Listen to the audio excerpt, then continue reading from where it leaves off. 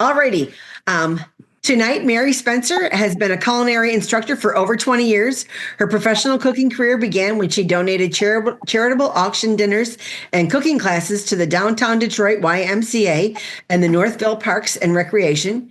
These dinners were a tremendous success and encouraged Mary to become a professional culinary instructor.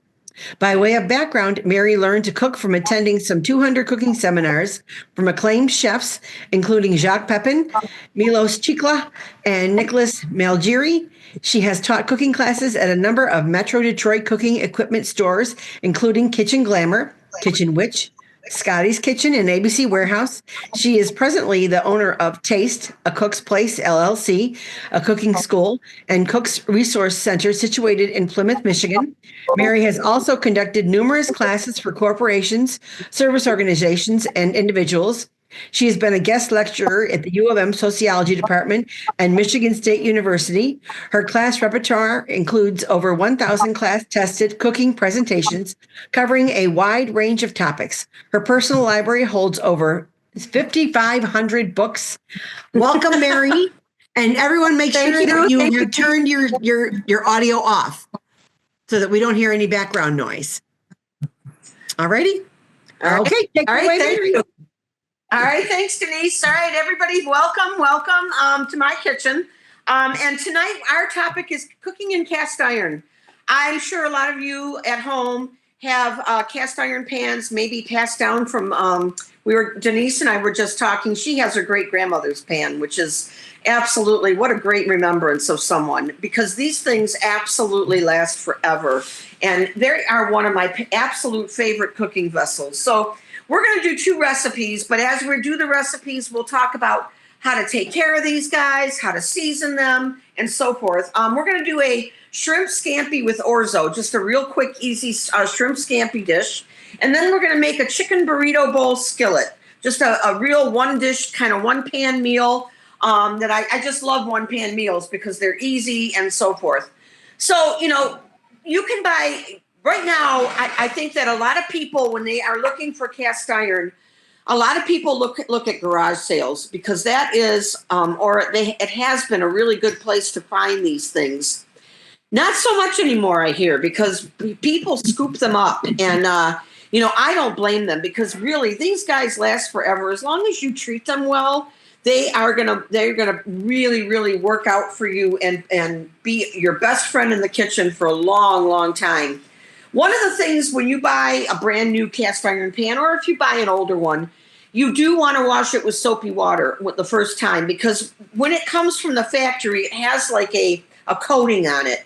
So you do want to kind of get that coating off and, so you're not eating that, I don't know what the coating is made out of, but you want to kind of soak it and get it off. And then once you've done that, you can do your initial seasoning. So when I talk about seasoning a cast iron pan, the easiest way to season a cast iron pan is essentially to get it really hot on your stovetop. And when I say hot, I mean that you can almost see it smoking. And then you want to add an oil to it. And when I say an oil, I'm going to talk about either something with a little bit of a higher smoke point. Some people use Crisco, hard, just that cooking. I don't know what you call it. The word escapes me, but it's, solid and it comes in like a little tub. You can use that. I use vegetable oil. I use canola oil. Don't use something like olive oil, an oil that doesn't have a really high smoke point because you want to really sear that oil into the pan. So what you do is you get the pan super, super hot. You add your oil to the pan. And when I say how much oil, I'm going to say maybe a couple tablespoons, enough that you're going to coat the bottom of the pan, okay? So say this pan is on the burner getting really hot. You've added your oil to the pan. The next thing you want to do is kind of swirl that pan and make sure that oil coats the entire bottom of your pan. And what I do is I take a paper towel and I actually, rub around the inside so that the sides are actually coated with oil then. Then I put it back on my burner. And I let it sit and I let it get super, super hot until it starts actually smoking. Once it starts smoking, you let it sit for about a minute and then you turn the heat off. Really, that is the the only thing that you really have to do to season a cast iron pan. Some people do it in the oven, and the procedure is essentially the same. You get your oven at 375, 400 degrees. You add your oil to your hot pan, and then you proceed to do the exact same thing I told you. Put the pan back in the oven. When it's smoking a bit, turn the oven off, let it sit in the oven, and let it cool down. When you're done seasoning it, you want to wipe out any excess oil that's in here. You don't want oil sitting in there, okay? You don't want it to sit there because it will start to gelatinize. It starts to get kind of funky, and you don't want that in the pan. So basically, that's it. And when I'm done, when it's cooled down, I take a paper towel and I just rub the excess oil out because I don't, like I said, I don't want that excess oil in there. Here's the trick, guys. And every single time you use your cast iron pan, you are essentially re-seasoning your pan. So I'm going to take this pan right now and I'm going to put it on my burner, and I'm going to turn my burner on, and I'm going to get it nice and hot. And what that's going to do is I'm going to get that pan really, really hot. I'm going to add whatever cooking oil I'm going to add to the pan, and I do not add the oil until that pan is hot. No matter if I am sauteing something or if I'm going to braise something, I get my pan super, super hot. I add my oil to a hot pan, let that get hot, then I add my food to the pan. That essentially re-seasons your pan over and over and over again. Okay, so let's get this one dish started. I'm going to start with our chicken burrito bowl. And I'm going to get that skillet nice and hot. When you get that skillet nice and hot, I never add oil to a cold pan. And honestly, that holds true for not just cast iron, but it holds true for stainless or aluminum, whatever kind of pan you're using to saute in. You don't want to add food to a cold pan, or you don't want to add oil to a cold pan, okay? So I'm going to get my pan really, really hot and get that oil nice and hot. And I'm going to add my oil to that pan. What that achieves is, number one, you're coating that pan and getting it seasoned again. You're also allowing it so that your food doesn't stick to your pan. It creates a non-stick coating on the bottom of your pan, and things do not stick. Okay, so that's really super important when you're cooking in any kind of a vessel, whether it's cast iron or anything, okay? So the first thing we're going to do is I'm getting that pan nice and hot. I have some chicken breasts here, and I have 4 of them. If they're super, super big chicken breasts, I take them and I cut them in half horizontally because my family, we like them a little bit smaller. I don't like those ginormous chicken breasts. So, you can absolutely do that. I'm going to season with salt, and I'm going to season with pepper. Hold on one second. Let me grab my pepper. And we're going to season salt, a good amount of salt, a good amount of pepper. And then I'm going to season with some taco seasoning because this is going to be a Mexican-style bowl, basically a burrito bowl, okay? So I'm going to add a little bit of taco seasoning, whatever is your favorite. You like, a lot of people like Taco Bell seasoning. If you like that, absolutely use that. If you like, this is Spice Island. So Spice Island, it's a little spicier than other seasonings, but if you like it spicy, use something like that. That works too. All right, so we're going to flip these. Don't always season both sides of your protein. You have to season both sides. If you don't, your food is not going to have much flavor, okay? So just really, you have to make sure that you season with both pepper and salt, and a good deal of it, because you want to make sure that your food has a lot of flavor, okay? I'm going to move this aside. I'm going to grab my pepper and my taco seasoning again. We're going to throw some of that on there. All right. This is kind of getting stuck in here, so I kind of shake it once in a while to get the spices actually out of here. Okay. All right, so that is ready to go. How do I know my pan is hot enough? I kind of put my hand on it. And sorry, I had to reach for my towel. Put my hand on it and feel it. I can pretty much kind of feel that heat coming off the bottom of the pan. Once I feel that, I am going to add my oil to the pan. Okay, and this is just a vegetable oil. I don't want to use I don't really want to use a olive oil for this because this is a Mexican dish, and in Mexican cooking, you can use olive oil, and I know they do sometimes, but the olive oil is going to get lost in here. Especially if you have a really nice, bright flavored olive oil. Oil to kind of degrades, heat degrades oil.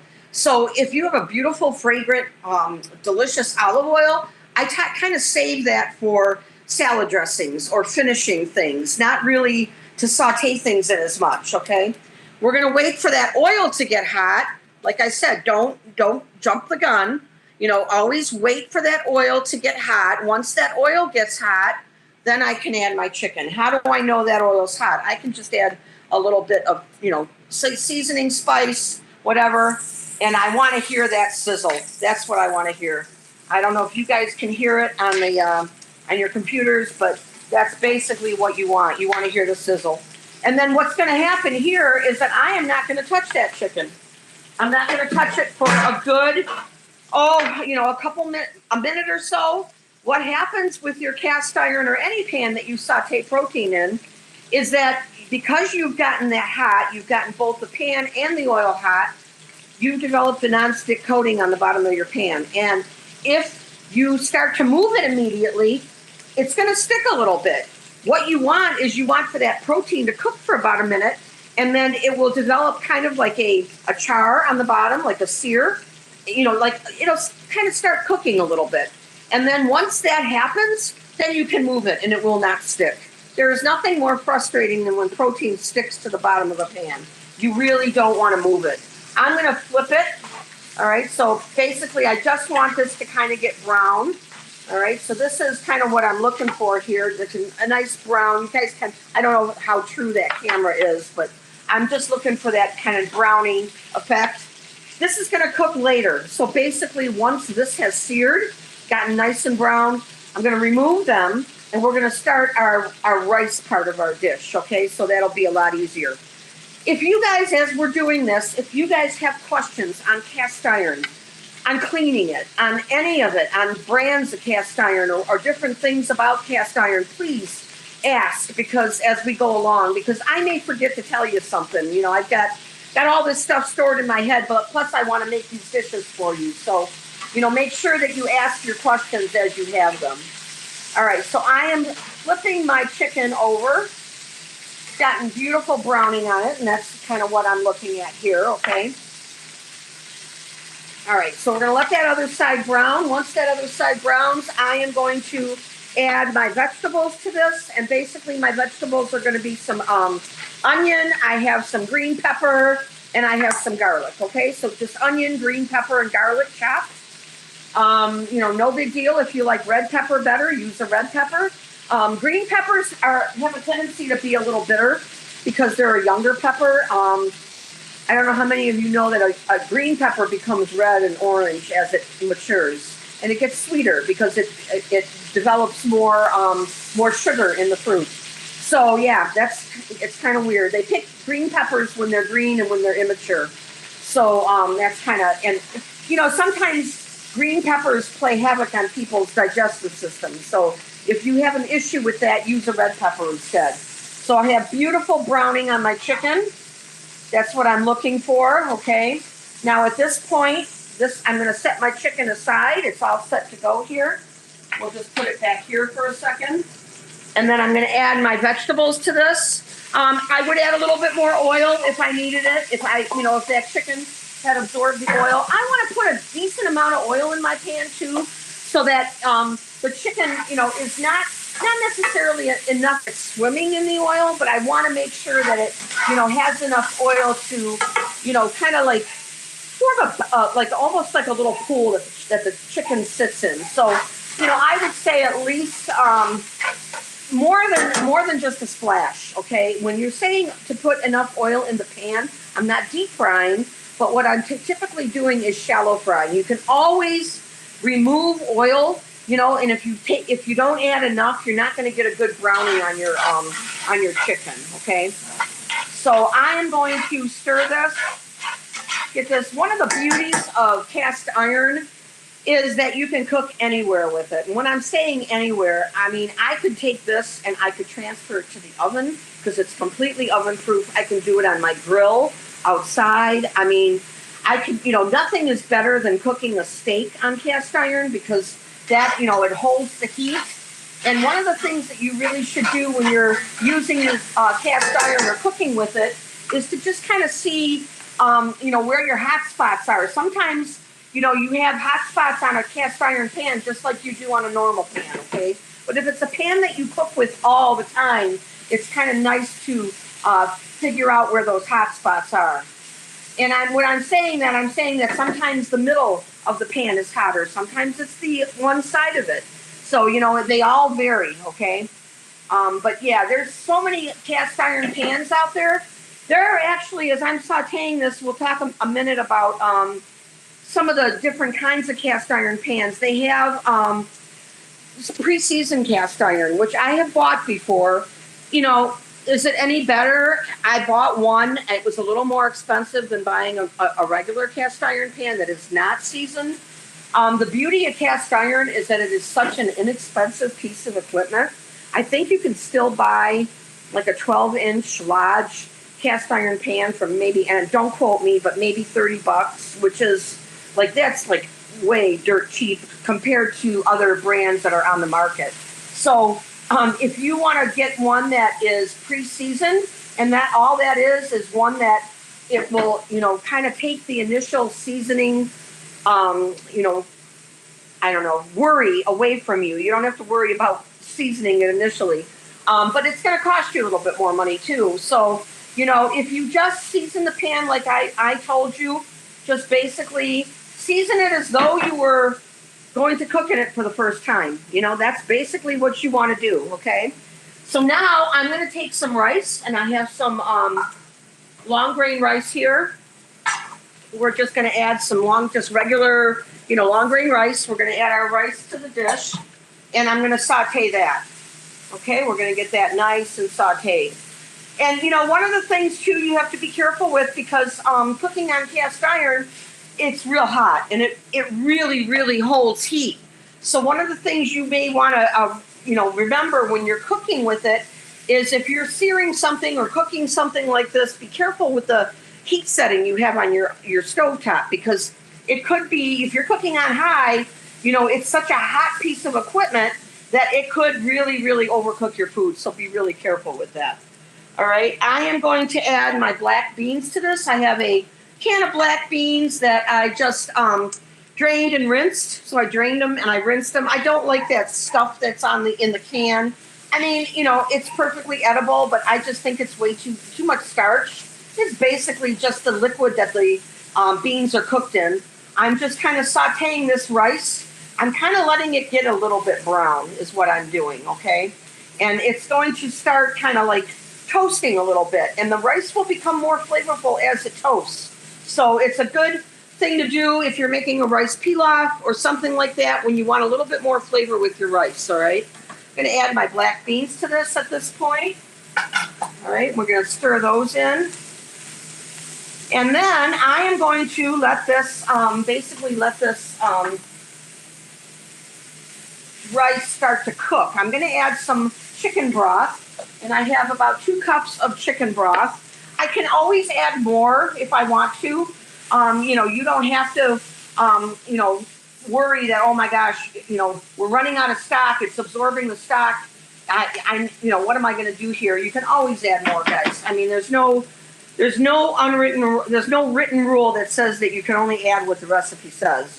Kind of use your own experience and, you do what you feel is best when you're cooking your dish. So I'm adding my chicken stock, and I'm just going to kind of rinse my container out. I'm using a chicken base because, unless you have your own chicken stock at home, which bless you if you do, because that's one of those things that I always say I'm going to do, but I never have the time. So, but if you do, it's a great thing to have. So, you can have that on hand.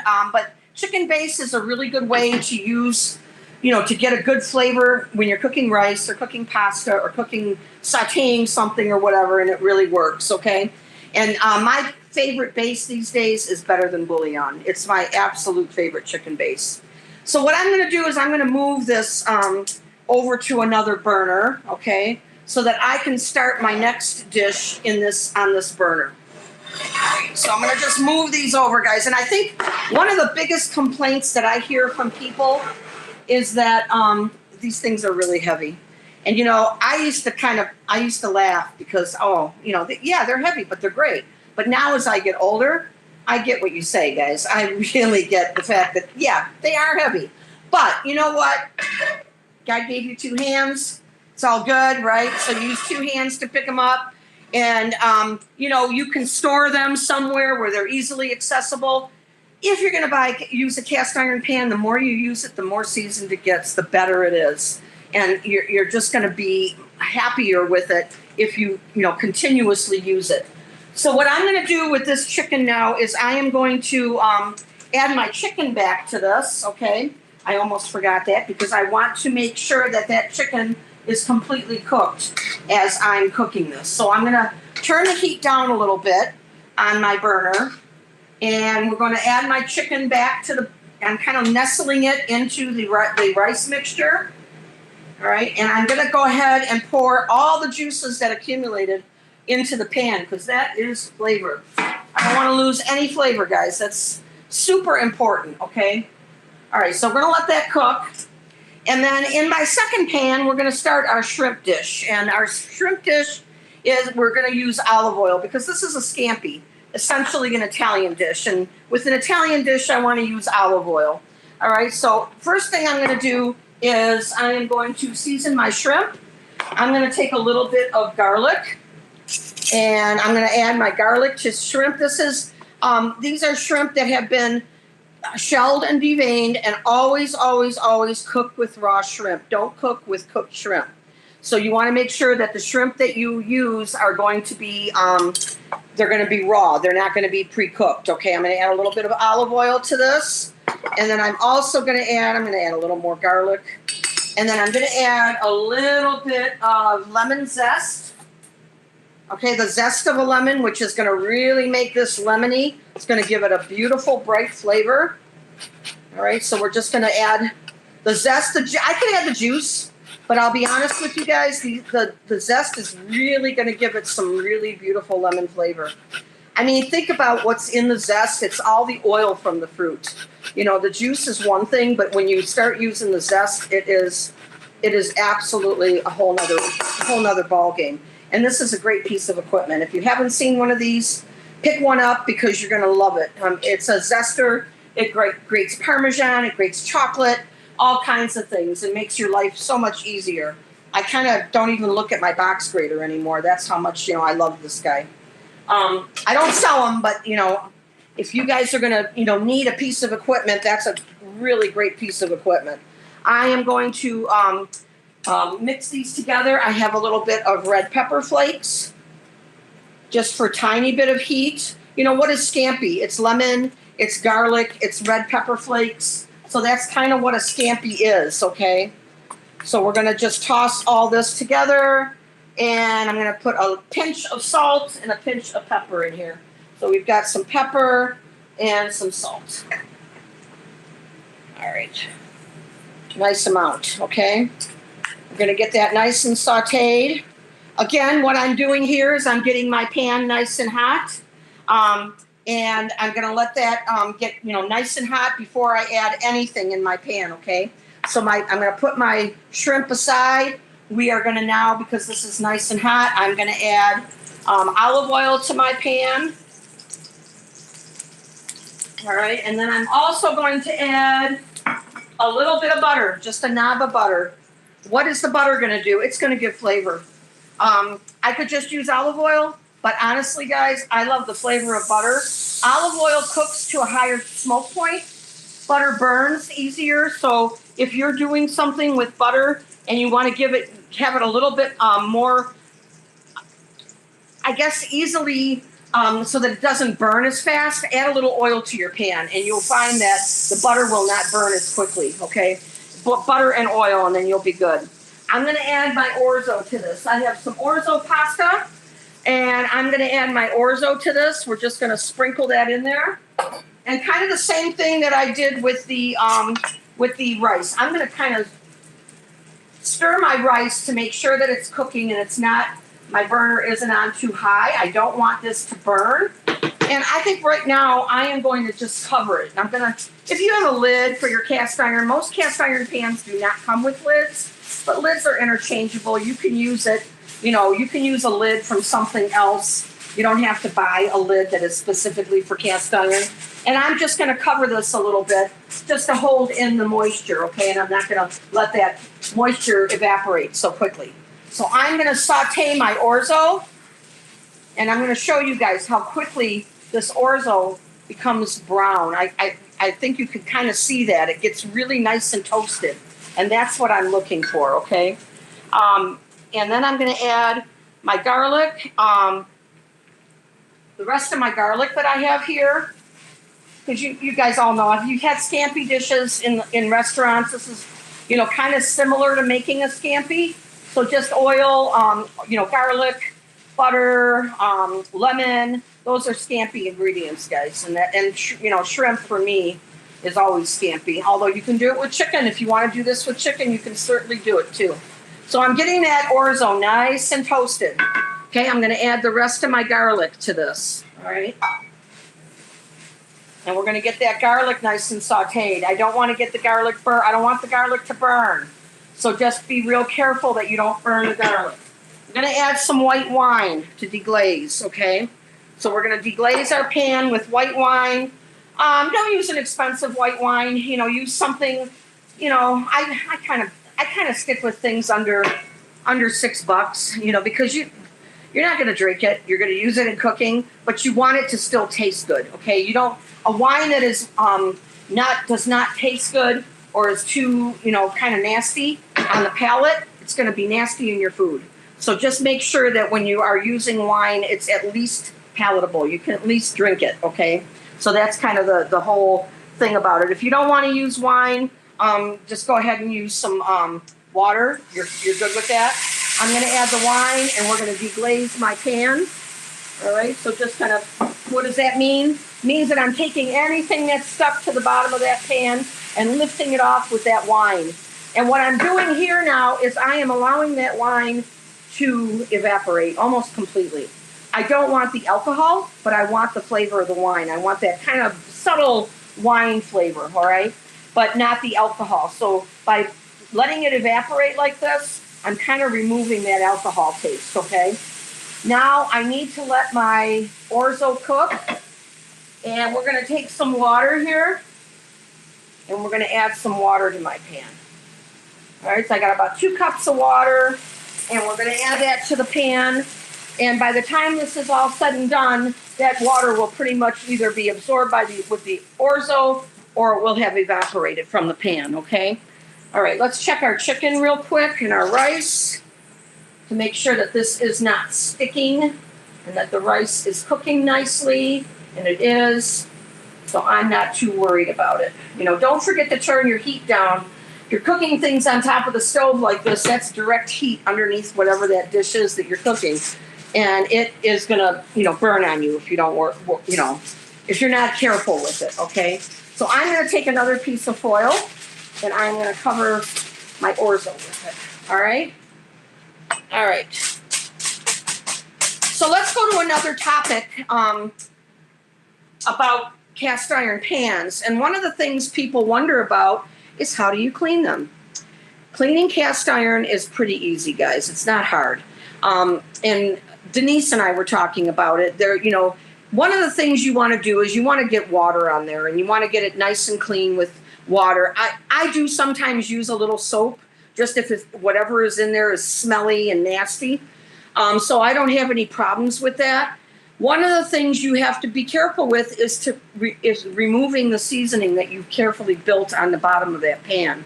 If you're not careful and you start scraping the pan because something's stuck on the pan, you're going to scrape it off, and you're going to ruin the seasoning, and that's disastrous, okay? So what you should do, instead of scraping it, if you've got something stuck on the bottom of your pan, the real easy way to do it is to fill your pan with some water. This is after you've removed everything and you've got all that stuff stuck. Fill it with some water, and I'm just saying maybe about 1 inch up the side.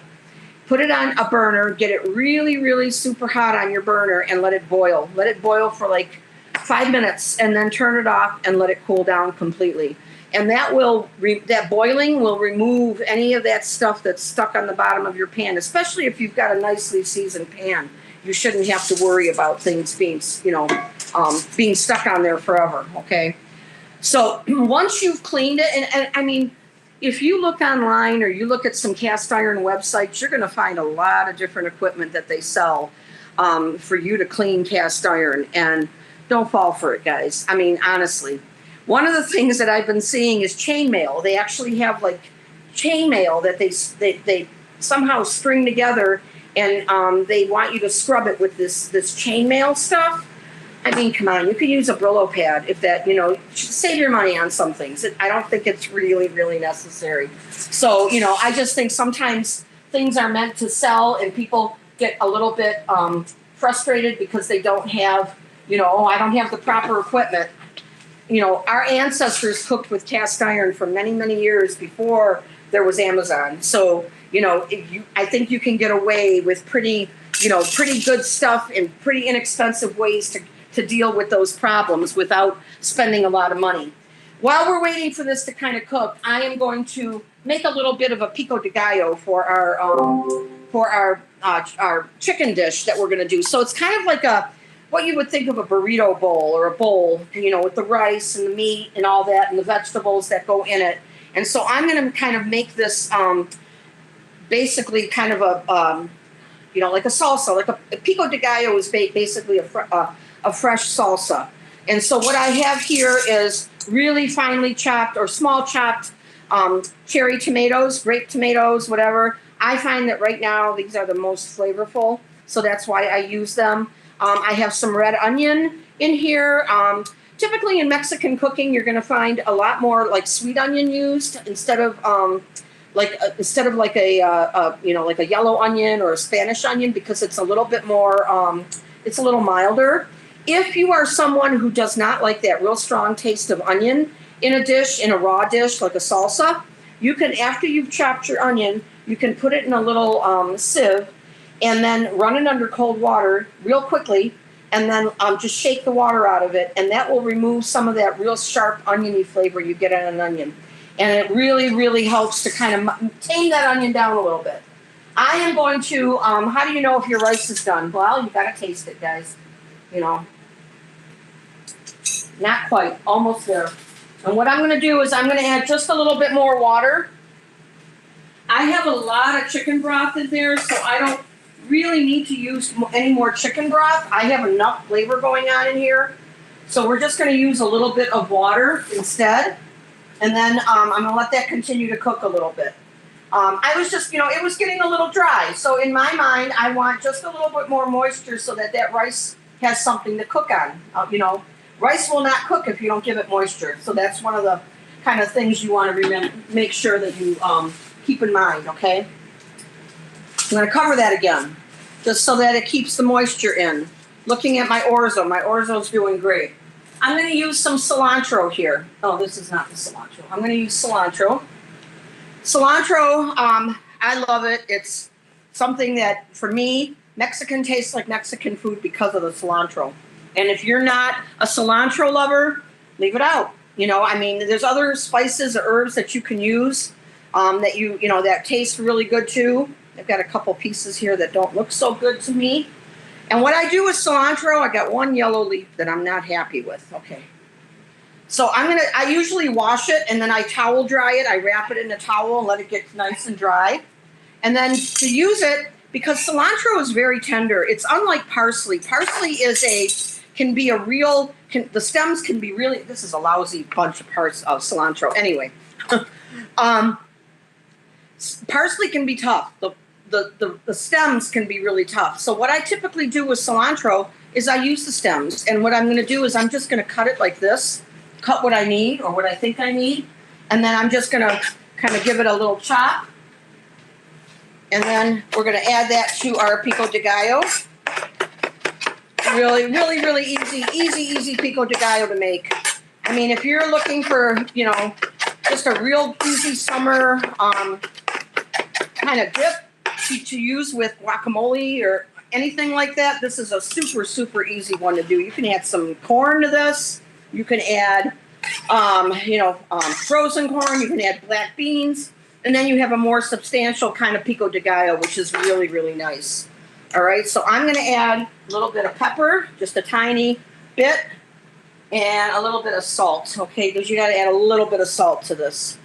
All right, and then what we're going to do is we are going to add some lime juice. I'm going to move this aside for a second. We'll add a little bit of lime juice to this. All right. I'm just going to use my good old hands to squeeze this.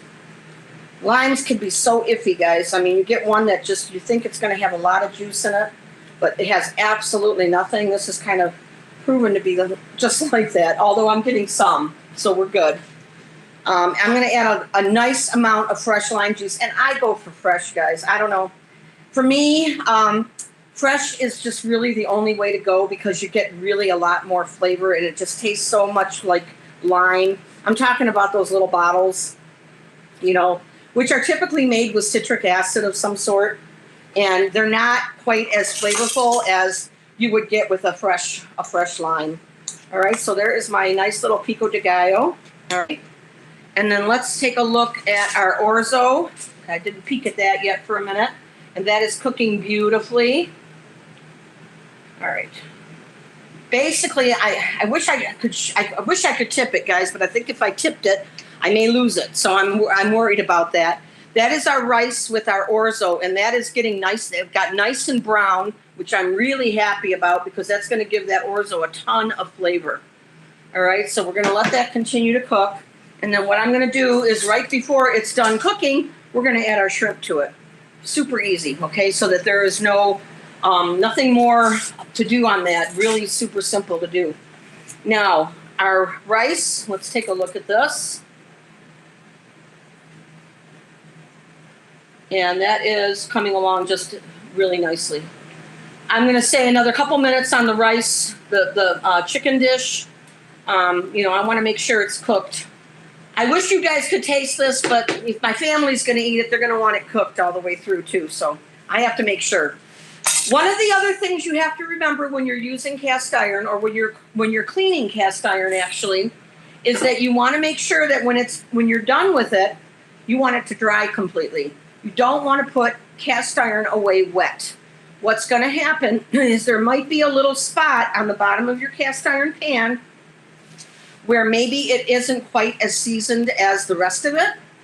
If you didn't dry your cast iron really well, what's going to happen is that little bit of moisture is going to find its way to that little spot, and it'll cause rust. All right, so one of the things that I like to do after I'm done cooking with my cast iron is I put it back on the stove on a burner, high as it'll go, all right, and I let it just sit there on the burner, and what's going to happen, you'll see all the moisture disappear off the You can't dry it by hand like you can with fire, okay, with heat. So you want to make sure that you get that heat under it really, really hot and let that heat take away any moisture that's on that cast iron skillet. Once you don't see any moisture on it anymore, turn the burner off and you're good to go, okay? Some people like to put a little bit of coating of oil on it, and if you're really afraid that you're going to get a little bit of rust in there somehow, then you could put a little, but I don't put like an enormous amount of oil, because again, oil as it sits and it'll get rancid and it'll get really kind of gloppy, and you'll get these like little oil balls that are just like little, they're just nasty. And if it sits and it gets rancid, and it will adhere to the pan, and then you can't get it off. It's not fun. So and when I say just a little bit of oil, and then take your paper towel, because now your pan is cool, take your paper towel and wipe the inside of it so any excess oil comes off. Okay, that's really, really important. Then what I do, and it sounds like a lot, but it isn't. Once you get used to this, it is not a lot, guys. Then what I do is I take my cast iron and I actually line it with a piece of paper towel, because you could have it stored in your house somewhere. You could have maybe a little bit of humidity in the house, and that moisture will find its way into that cast iron, and you might get a little bit of a rust spot. So just always make sure that you keep it clean, keep it dry, and dry is probably even more important than keeping it clean, although they're both important. But keeping it dry is super, super important when you're dealing with cast iron, really important, okay? So let me check our orzo. We'll see how close we are to having it done. It's almost there, guys, almost there. And I think that our chicken is there. And basically, our chicken is going to be cooked all the way through at this point because it's been cooking for a good 25 to 30 minutes. I'm going to take some parsley. I'm going to make sure that this isn't sticking. It's looking beautiful. All right. And I know sometimes I even like turn those chicken breasts just to make sure both sides get nice and cooked on the inside, okay? And then what I'm going to do is I'm going to add a little bit of parsley. Hold on. This is for I'm jumping the gun. I am going to take some cheese because cheese makes everything better, guys.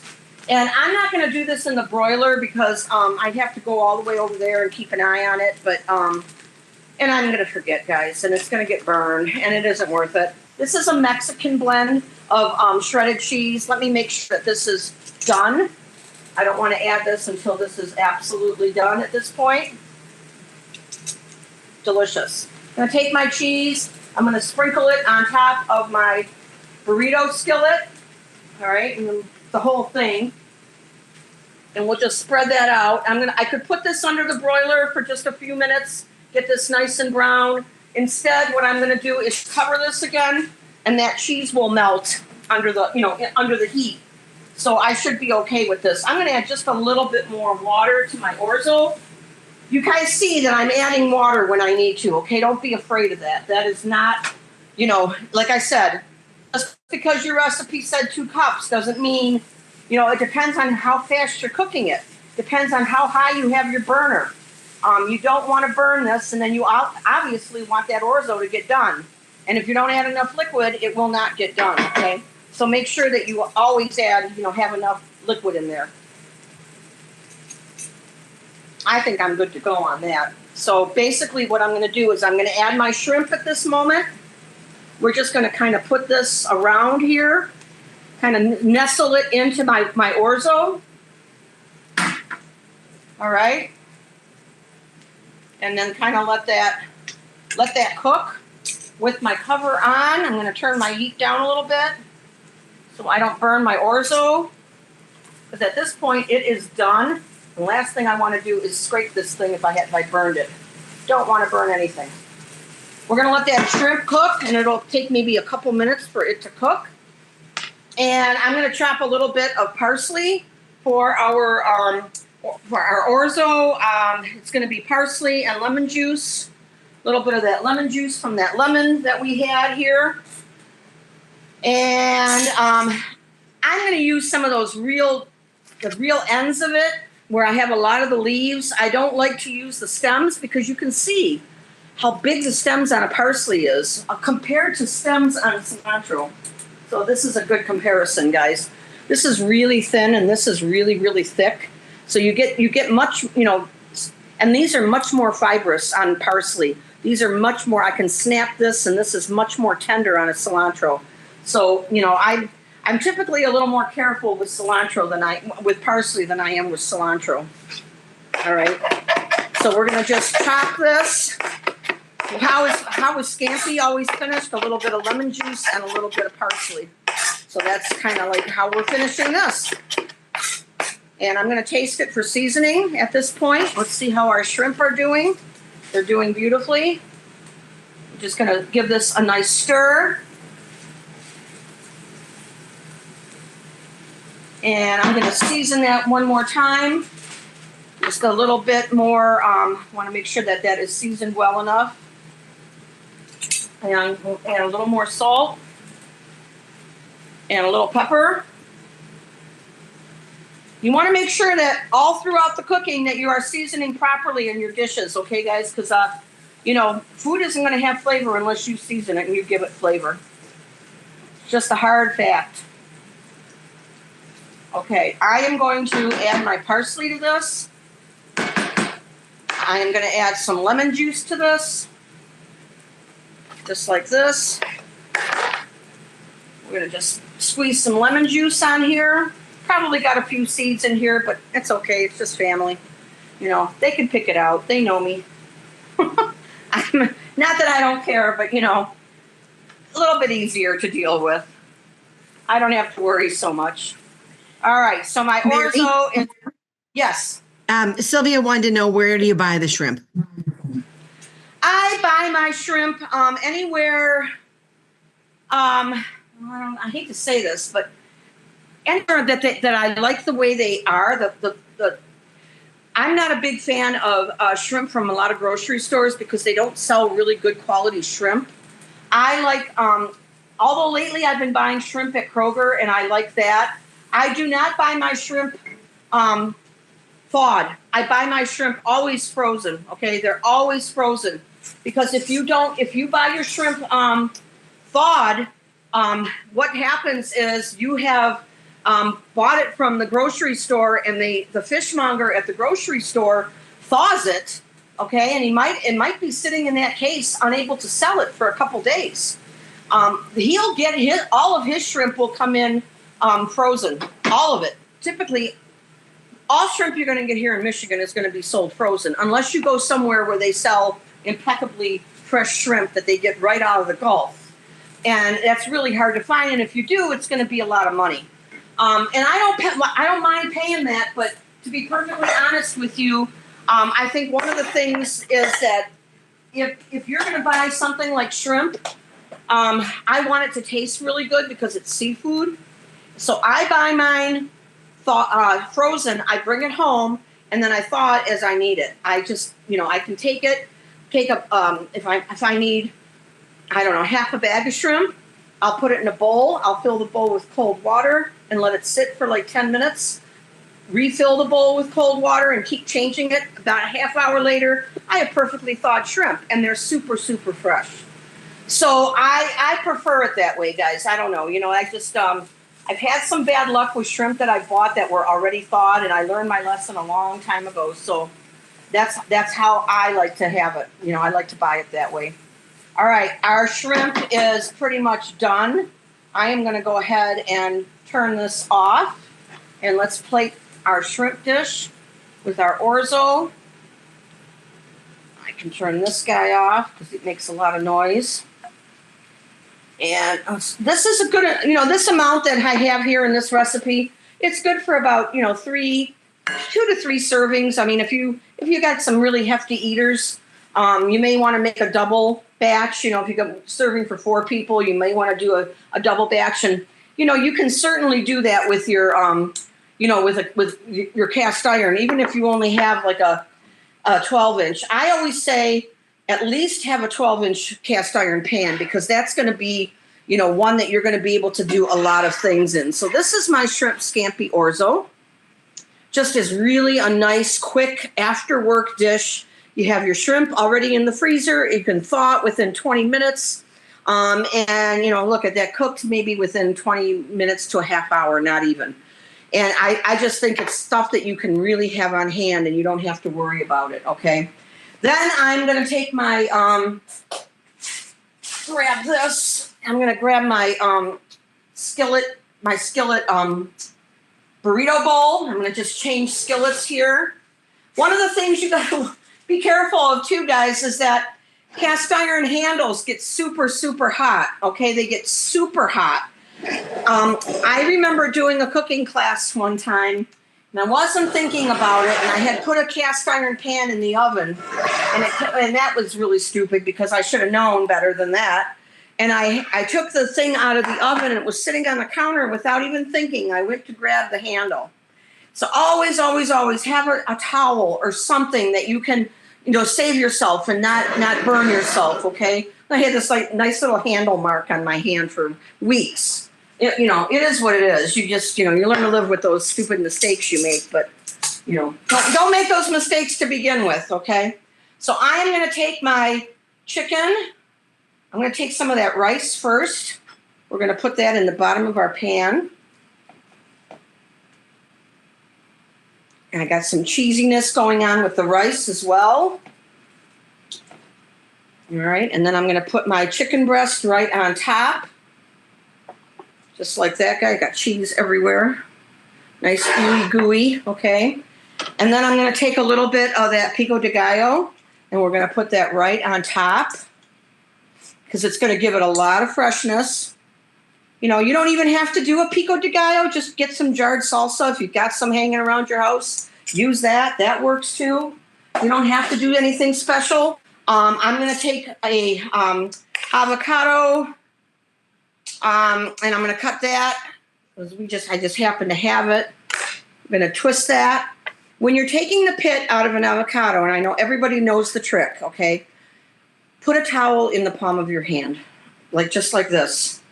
Because I had a customer one time at my cooking school, and we were doing this.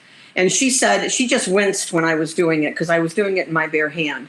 And she says, you know what? She says, please do it in a towel because one time the pit was completely rotten. And when I did that with the knife, the knife went through the pit and into my hand. So, you know, be careful because you don't want accidents. Okay, that's not fun. I'm going to just take some of that avocado and we're going to just cut it like this. We'll take that out of its skin and we'll put that right on the top of our chicken. And then we will put a little tiny bit of sour cream. The sour cream will just kind of give it that little cooling effect, which is really, really nice on a dish like this, okay? So you don't have to. None of this, you know, the garnishes are totally up to you guys, however you want to do them. But I kind of think they're, you know, a nice little touch, especially if you got some sour cream hanging around in your fridge. Like, why not? You know, it just takes a minute to get it out and put it, add it to your dish. So these are my two cast iron skillet dishes, all right? And absolutely, you know, easy, super easy. Now I have a little bit of rice stuck to the bottom of my pan, but I'm not worried. I'm going to take that pan and once all the food is out of it, fill it with a little bit of water and let it boil on top of the stove, and that will loosen the food. And then I can just pour that out and scrape it out. It'll be super, super easy.